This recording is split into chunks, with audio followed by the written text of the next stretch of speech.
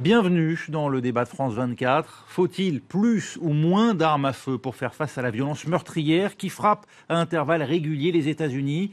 À chaque fusillade de masse, la question du contrôle des armes revient sur le devant de la scène. Deux camps s'opposent et rarement ils ont semblé aussi éloignés. Réunis hier à la Maison-Blanche, il y avait ces survivants et parents de victimes de la dernière tuerie en date à Parkland en Floride, là où 17 élèves et enseignants sont morts tués. Voilà ce qu'on a pu entendre. J'étais dans la deuxième salle de classe prise pour cible. Et pour moi, en tant qu'élève, rien d'aussi horrible ne devrait jamais vous arriver. Vous ne pouvez même pas l'imaginer. Moi, je n'arrive toujours pas à y croire. Tout semble faux, je ne sais pas. Je ne peux pas, je ne sais même pas ce qui se passe.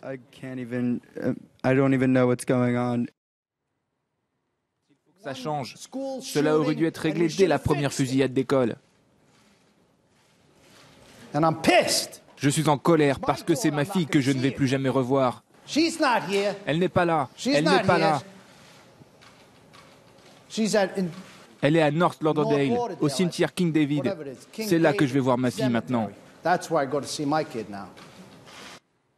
Et face à eux, un président, Donald Trump, qui propose notamment d'armer certains enseignants. Écoutez-le. C'est ce qu'on appelle le port d'armes dissimulé. Les professeurs auraient une arme cachée sur eux et recevraient une formation spéciale. Comme ça, nous n'aurions plus d'endroits sans armes, car les endroits sans armes, pour les fous qui sont des lâches, ça veut dire j'y vais, j'attaque, parce qu'ils savent que personne ne leur tire dessus.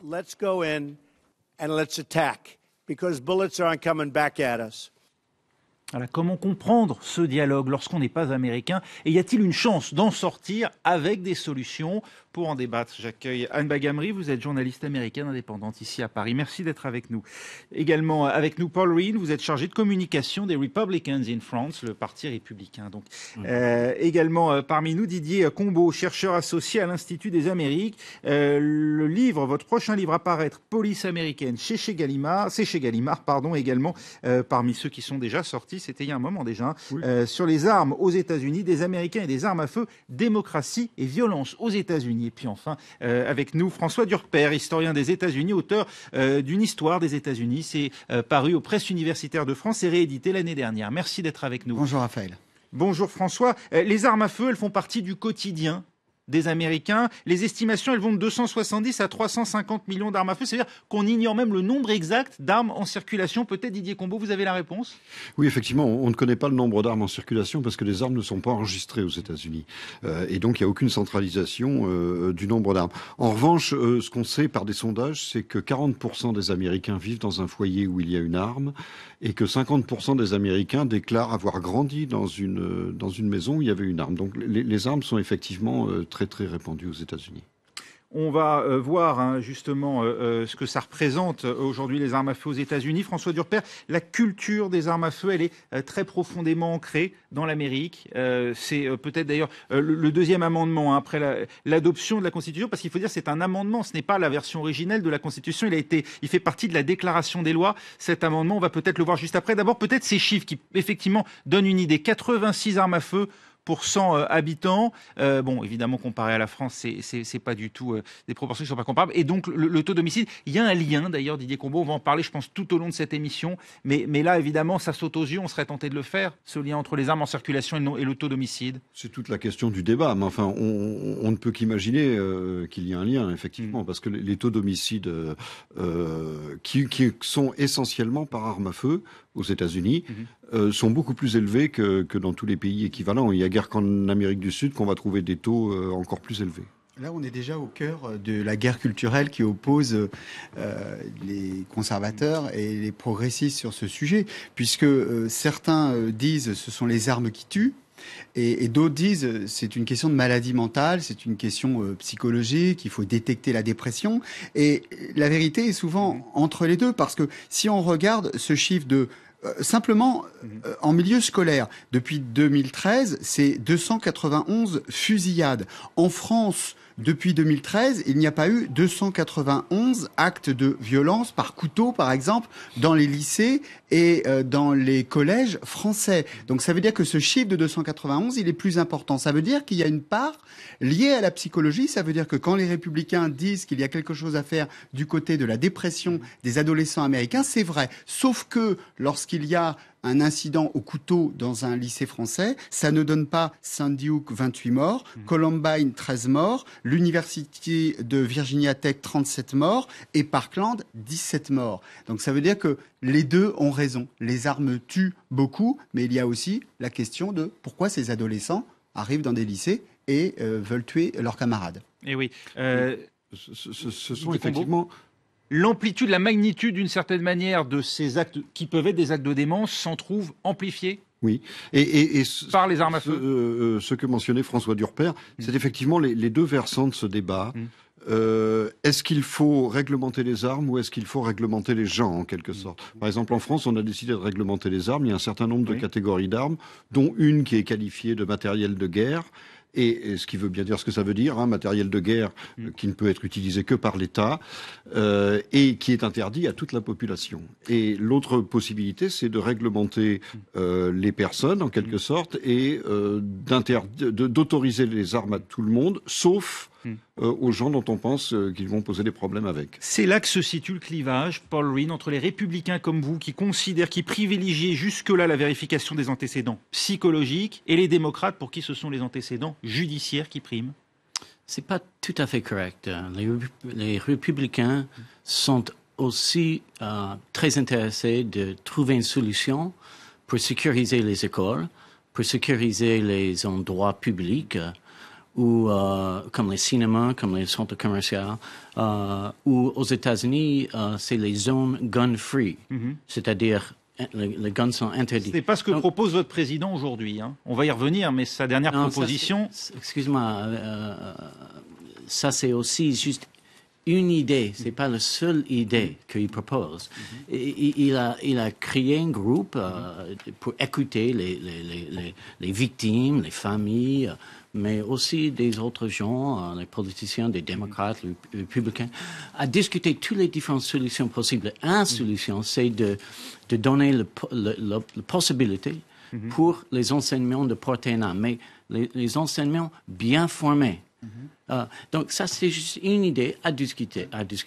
Il va même plus loin puisqu'il propose aujourd'hui effectivement de fournir des armes à ceux qui ont l'aptitude, mais du coup également de leur donner des bonus pour assurer ce rôle aussi d'auxiliaire de sécurité d'une certaine manière. Anne Bagamry, là ce sont les autres mesures que propose Donald Trump, vérifier le casier judiciaire. Alors ça c'est une demande aussi de longue date qui émane aussi des démocrates, augmenter à 21 ans l'âge minimum pour l'achat des armes et interdire le dispositif permettant de tirer en rafale. Pour nous, Européens, ça semble être l'évident. J'allais même dire que lorsqu'on pense restriction, on pense beaucoup plus loin. Pour vous, ça va déjà loin, ce type de proposition, ou pas du tout? Je voudrais prendre du recul du débat sur les détails. Et je crois, très franchement, comme journaliste, c'est mon rôle. Non seulement ici, mais aussi en tant que pour mon métier. Oui. La définition de la folie, c'est de faire exactement la même chose de manière répétitive. Et s'attendre à une solution différente à chaque fois. Nous, aux États-Unis, on a eu combien de dizaines de fusillades, de tueries dans les écoles et autre part. On va voir bien sûr on va voir les statistiques. La carte des États-Unis, ce qui revient effectivement de manière récurrente. Et je dirais qu'à chaque fois, les réactions sont les mêmes. Il y en a qui disent il faut interdire les armes ou bien il faut faire quelque chose. Il y en a qui disent non, il faut rien faire, ce sont les armes, ce ne sont pas les fusils. Et en plus, ceux qui veulent restreindre la liberté d'acheter des armes, ce sont des non-américains, etc. C'est toujours dans le show que ce débat a lieu. J'ai vu pas mal de polémicistes ces derniers jours dire attendez un tout petit peu. Il y aura beaucoup d'idées, il y a beaucoup à dire et beaucoup à entendre et écouter. Pourquoi ne pas avoir une audience publique devant le Congrès, devant les représentants, pour parler et surtout pour écouter ce que l'autre partie... Parce que la seule chose que je sais, m'asseyant ici ce soir, c'est qu'il y a au moins deux côtés de ce débat et il y en a des acteurs de chaque côté qui ne s'écoutent pas. Il y a un refus de débattre de cette question. C'est un tabou presque ou... Moi, je dirais qu'il y a une volonté de débattre. Mais ici, 2 ou 3 jours après une tuerie de la sorte, après avoir vu ces images des parents qui ont perdu leurs enfants, des étudiants qui ont perdu leurs camarades, comment est-ce qu'on peut arriver à une solution qui prennent en compte la volonté d'arriver à une solution même. Vous voulez dire qu'il faut réfléchir à froid, laisser l'émotion se dissiper. On se souvient, Sandy Hook, en 2012, il y avait eu 27 morts, parmi lesquels 20 enfants. Hein, et à l'époque, on pensait que c'était l'inimaginable. Je me souviens, j'étais sur ce plateau à l'époque. Ça ne pourrait plus se reproduire parce qu'on allait enfin agir. On ne pouvait même pas en parler, on était en larmes. Parce qu'on allait enfin agir et puis il ne s'est rien passé. Comment vous l'expliquez ça ? Pourquoi est-ce qu'on n'a pas pu prendre... il y a beaucoup de personnes qui vont vous dire que c'est l'influence du National Rifle Association, ceux qui dépensent des fortunes pour soutenir les manufactures d'armes. C'est vrai que si on parle de données, de faits au lieu d'émotions, c'est vrai que le National Rifle Association a beaucoup de fonds. Il dépasse comme bon il semble. C'est ça la politique aux États-Unis. C'est juste le fait d'un lobby, Didier Combault, que ça va plus loin. On va voir le deuxième amendement, parce que c'est vrai que là aussi, pour nous Français, ça peut sembler totalement absurde, ou en tout cas incompréhensible. Ce deuxième amendement, donc adopté donc après la Constitution, il fait partie de la Déclaration des droits, Bill of Rights, 1791, et voilà ce qu'il dit. Une milice bien organisée étant nécessaire à la sécurité d'un État libre, le droit qu'a le peuple de détenir et de porter des armes ne sera pas transgressé. C'est un commandement presque aujourd'hui pour tout Américain qui se respecte ? Oui, effectivement, c'est un des 10 premiers amendements. Les 10 premiers amendements, vous l'avez dit, ont été adoptés immédiatement après la Constitution de manière à défendre le droit des États fédérés par rapport au gouvernement fédéral et de manière à défendre le droit des individus également. Et cet amendement, vous avez vu qu'il a une rédaction un petit peu complexe et pendant très longtemps, il a fait l'objet d'un débat pour savoir ce que signifiait la première partie, cette question de milice, hein, puisqu'il commence par une milice bien administrée étant nécessaire à la sécurité d'un État libre. Et les gens qui plaidaient pour la réglementation des armes disaient oui, il ouvre le droit aux Américains à avoir des armes, mais dans le cadre de la milice, c'est-à-dire de l'armée de conscription que chaque État peut soulever.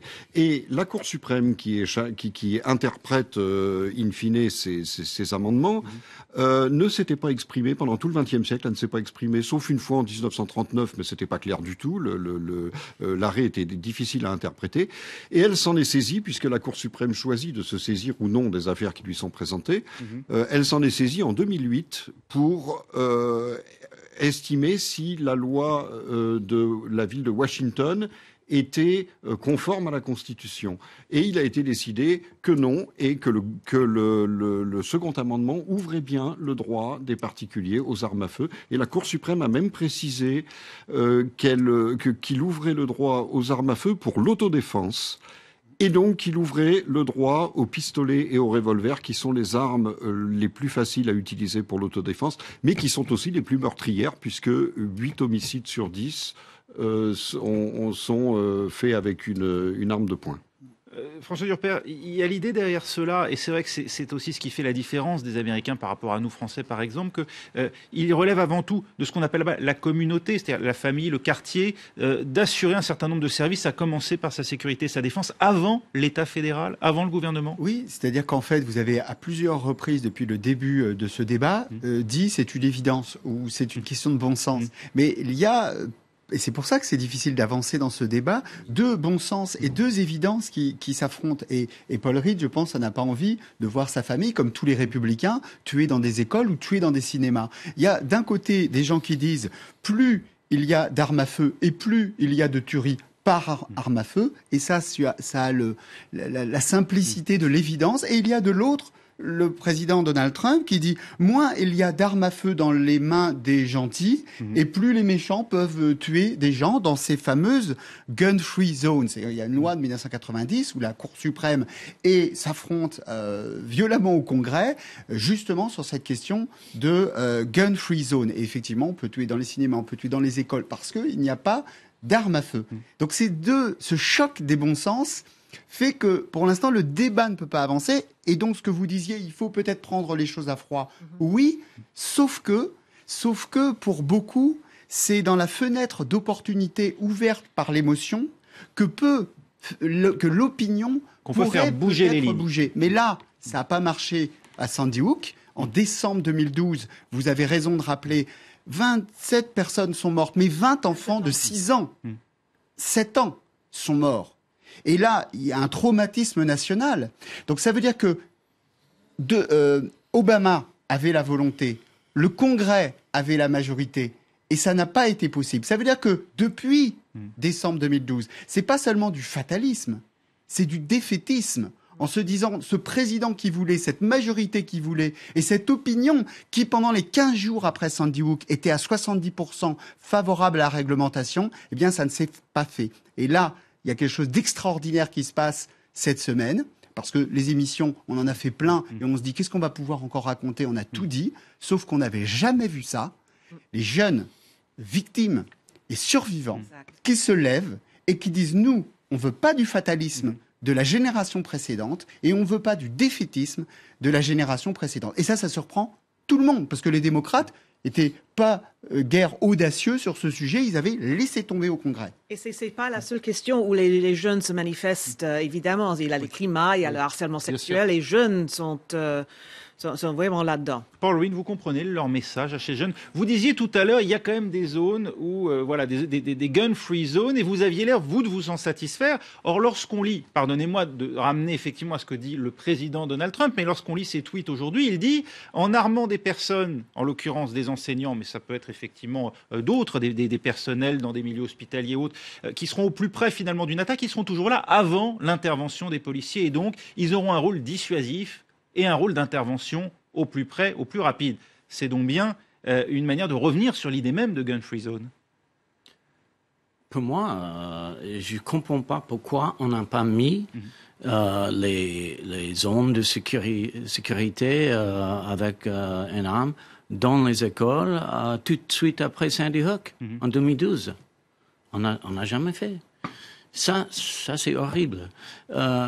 Donc, ce débat, c'est assez compliqué. De mettre quoi, pardonnez-moi, à Sandy Hook, juste après la sécurité, les zones de sécurité dans les écoles. On n'a pas fait. Ce n'était pas une loi. Ce n'est pas une chose qui est en cours de faire aux États-Unis. Oui. Maintenant, je crois que Trump est sérieux de faire ça. Première, il parle de sécurité. Oui. Oui, mais la sécurité, vous comprenez bien que ce n'est pas la même définition. Oui. Si on considère que la sécurité, c'est d'armer au plus près les personnels qui travaillent sur place, ou au contraire d'interdire toute arme dans un périmètre donné. C'est l'inverse. Oui, mais ça correspond à deux définitions, ce que disait François Durpin d'une certaine manière, deux conceptions opposées de la réponse la plus efficace. Interdire les armes, c'est pas la peine de même parler de ça. On ne va jamais changer ou éliminer le deuxième amendement dans la Constitution. La Cour suprême peut l'interpréter différemment. La Cour suprême aux États-Unis à la fin du XIXe siècle a dit que les Noirs et les Blancs n'étaient pas égaux. Oui, alors on va vous donner du temps. On va marquer une courte pause et vous allez pouvoir repartir et vous aurez la parole juste après pour la deuxième partie du débat. On doit s'interrompre.